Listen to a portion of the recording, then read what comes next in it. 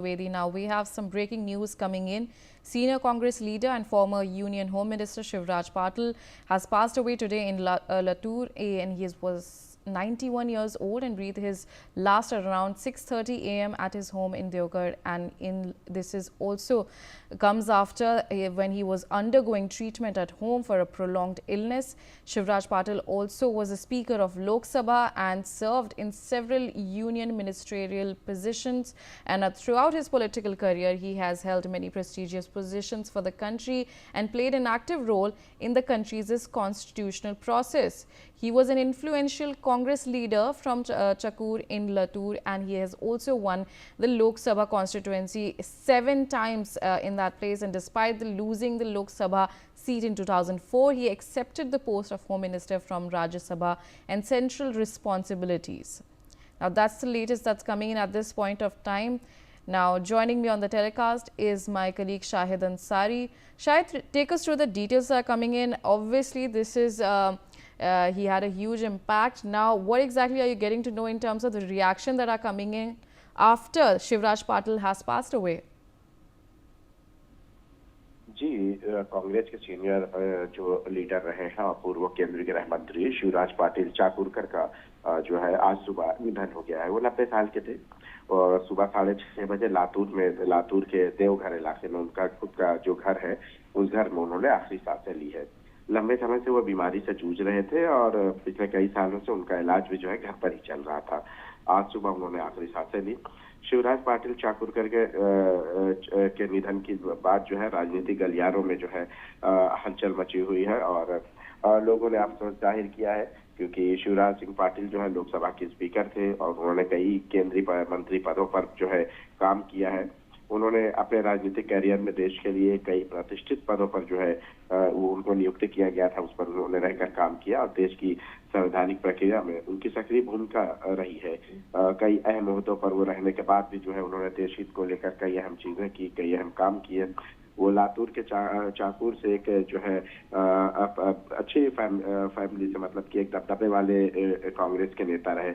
उन्होंने लातूर लोकसभा क्षेत्र से जो है 7 बार जीत हासिल की थी। जब उनकी मौत की खबर, जैसी उनके देहांत की खबर पता चली, उसके बाद से जो है खासकर लातूर और महाराष्ट्र में जो है, चूंकि उनके चाहने वालों में एक तरह से जो है शोक की लहर दौड़ गई है। वो 2010 में जो राजस्थान के गवर्नर भी रह चुके हैं और इसके साथ साथ जो है आपको जैसा मैंने बताया कि वो कई अहम ओहदों पर रहे हैं और कांग्रेस के एक बड़े और अहम लीडरों में उनका शुमार हमेशा से रहा है। जी। एंड शाहिद, जब हम बात करते हैं, ये जब कांग्रेस में और लोगों को, बड़े दिग्गज नेताओं को पता चला, तो अभी उनके घर के बाहर और कितने लोग आए हैं और इनकी लेगेसी के बारे में अगर आप और बता सकते हैं कि इन्होंने क्या क्या कैबिनेट पोजीशन होल्ड करी थी और अपने एरिया के लिए क्या क्या किया था? जी बिल्कुल, देखिए, जैसे ये पता चला है कि उनका चूंकि सुबह 6:30 बजे देहांत हुआ है और कुछ ही देर पहले लोगों को इस बात की जानकारी हुई, तो सबसे अहम यह है कि लातूर के लिए वो बहुत अहम थे। लातूर में जो है जब लोगों को पता चला तो लोग उनके घर के बाहर जो है पहुंचने की कोशिश कर रहे हैं। काफी लोग अभी भी उनके घर के बाहर जो है जमा है। इसके साथ साथ उनका, आपको मैं बता दूं कि उनका जन्म जो है 12 अक्टूबर 1935 को ही जो है, अभी तत्कालीन जो हैदराबाद रियासत जो है मौजूदा वक्त में जो है महाराष्ट्र में है, कि लातूर के जिले के मराठवाड़ा क्षेत्र के जो चाकुर गांव था, एक गांव में हुआ था और इस गांव से ही उन्होंने अपनी जो सियासत की विरासत को जो है आगे बढ़ाया।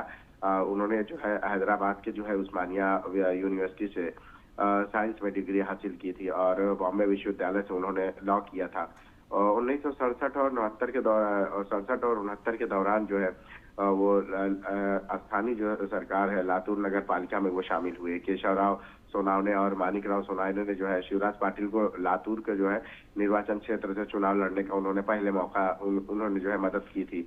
पाटिल जो है पंचमसाली लिंगायत समुदाय से संबंध रखते हैं। उन्होंने जो है 1963 में विजया पाटिल से विवाह किया था और उनके 2 बेटे हैं, एक बेटा और एक बेटी है। और आध्यात्मिक रूप से जो है वो सत्य साई बाबा के जो है बहुत ही कट्टर अनुयायियों में से थे। 1972 से 1980 तक की अगर हम बात करें तो महाराष्ट्र विधानसभा में जो है लातूर नगर के वो विधायक रहे। 2 कार्यकालों के लिए उन्होंने 1972 से 1978 और 1978 से 1980 तक, इस दौरान उन्होंने जो है सार्वजनिक उपक्रम समिति के अध्यक्ष और उप मंत्री जो है कानून और न्यायपालिका सिंचाई प्रोटोकॉल, विधानसभा के उपाध्यक्ष और विधानसभा के अध्यक्ष जैसे विभिन्न पदों पर वो जो है कार्यरत रहे। और वहीं फिर उसके बाद उनकी ये जो सियासी जर्नी रही है ये आगे बढ़ी है। 1980 में वो लातूर निर्वाचन क्षेत्र से 7वीं लोकसभा के लिए चुने गए। 1999 तक उन्होंने 1980, 84, 89, 91, 96, 98 और 99 लगातार 7 लोकसभा चुनाव वो जीते। तो आप अंदाजा लगाइए कि उनकी पकड़ और इनके चाहने वालों की तादाद कैसी रही होगी, उनकी पकड़ कितनी थी, जनता उनको कितना पसंद करती थी। इसीलिए वो जो है 7 बार जो है चुनकर आए। 2004 के जो लोकसभा चुनाव में वो भारतीय जनता पार्टी के उम्मीदवार जो है रूपा ताई जो पाटिल निलंगेकर से जो है वो हार गए थे। फिर उसके बाद जो है हालांकि ऐसा नहीं रहा है, फिर काफी जब वो बीमार रहे तो सियासत से जो है काफी एक तरह से दूरियां भी बना लिए, क्योंकि उनका जाना आना भी कहीं नहीं था। इंदिरा गांधी के नेतृत्व वाली सरकार में जब वो रक्षा मंत्री थे 1980 और 82 के, तो पहली बार वो नियुक्त किए गए थे। उन्हें जो है वाणिज्य मंत्रालय का जो है स्वतंत्र प्रभार जो है दिया गया था। ये 1982 और 83 की बात है, जहां से उन्होंने कई अहम साइंस और जो परमाणु ऊर्जा, इलेक्ट्रॉनिक्स और कई मतलब कि अहम ओहदों पर जो है वो कार्यरत रहे। फिर उसके बाद जो 1983 और 86 के दौरान जो है वो CSIR इंडिया के जो है उपाध्यक्ष रहे। उन्होंने रक्षा, विदेश मामलों में और वित्त और संसद सदस्यों के वेतन और कई मामलों में जो है जो समितियां बनाई गई थी, उन समितियों में भी जो है उन्होंने कई अहम भूमिका निभाई है। राजीव गांधी सरकार में वो कार्मिक रक्षा उत्पादन मंत्री थे और बाद में उन्होंने नागरिक उड्डयन और पर्यटन का स्वतंत्र प्रभार भी संभाला। All right, stay on with us. We also have with us Ashok Chavan, former Maharashtra CM, joining us on the telecast. Thank you so much, sir, for joining us on the telecast. Now, we have heard, unfortunately, that the former Home Minister Patil has passed away. What is your first reaction to this? All right, we'll get him back. We're facing some audio issues, but Shahid, as you were already talking about it, when we talk about Patil, in terms of what exactly was the reason that he died, what was the treatment that he was going through, and also in terms of other Congress leaders and other leaders, what exactly are the reactions that are coming in? All right, I think we are facing some technical issues, but we'll get that sorted. But for now, what we know is that former Home Minister Shivraj Patil has passed away at his home in Latur, and he was this comes after a prolonged illness. And